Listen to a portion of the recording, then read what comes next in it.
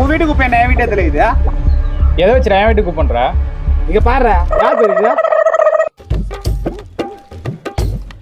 நீ வேணும்னா சண்டை வழி நல்லா தெரியுது.